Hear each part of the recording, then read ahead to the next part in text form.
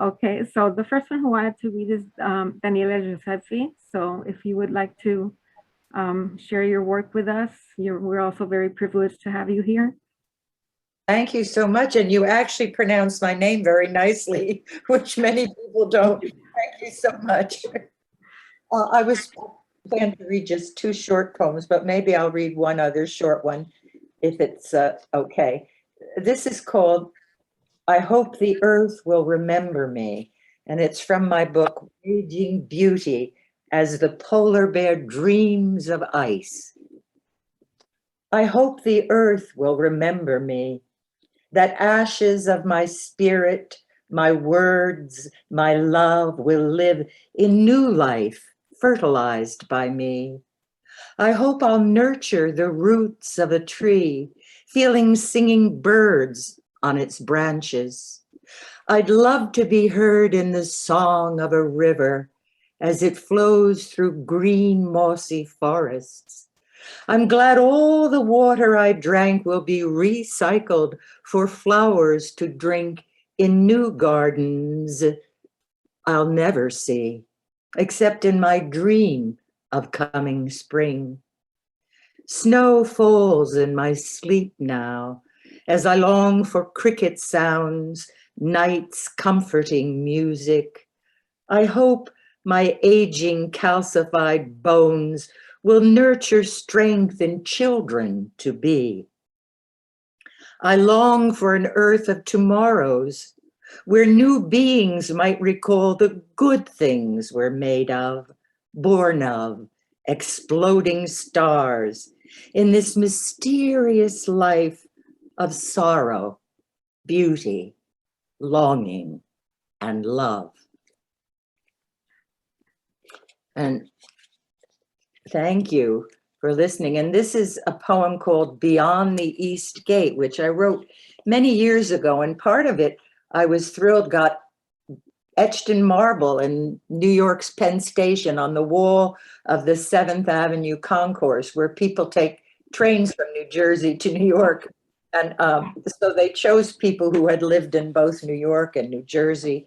And part of this poem is, you could see it there in Penn Station, etched in marble. What a thrill to be etched in marble. That happened in 2002. So it's called Beyond the East Gate. I listened to the voice of the cricket loud in the quiet night, warning me not to mistake a hill for a mountain. I need to be alone in a private house with doors that open only outward, safe from strangers who smell of death, where I can draft a universe under my eyelids and let nothing invade it. I want to sing a fugue sounding like the genius of flowers talking to leaves on their stems, to have more concrete meaning than even the dance of a child in my uterus. I'm a lost and primitive priestess wandering in a walled city of the wrong century. I need to spend 30 years in the desert before I will understand the sun. 30 years at sea to gather the blessing of salt and water.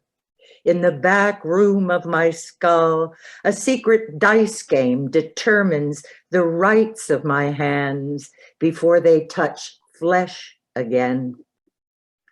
I want to reach a peace I've never known, to be an old woman who's very young, a child who's a sage come down from the mountain.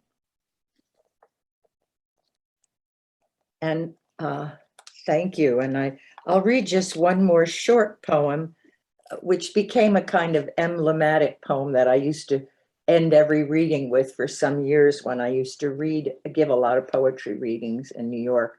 And it's called The Peach Through the Eye of the Needle. It comes from a different book called Blood Autumn. The peach through the eye of the needle. The peach is a belly dancer's fruit. It too possesses a navel eye for seeing the world through the skin, has rounded buttocks good to place against the hand, the way earth reminds flesh of its being. Through the eye of the needle, death is a country where people wonder and worry what it's like to live. The sullen wish to live and live soon, to be done with death. And the happy want to stay dead forever, wondering, will it hurt to live? And is there death after death? Thank you. Thank you. Thank you so much. That was truly, truly beautiful. I'm so glad that you were here with us tonight. Absolutely wonderful. My pleasure, my pleasure. I'm so lonely for poets. I love, and love people who love poetry.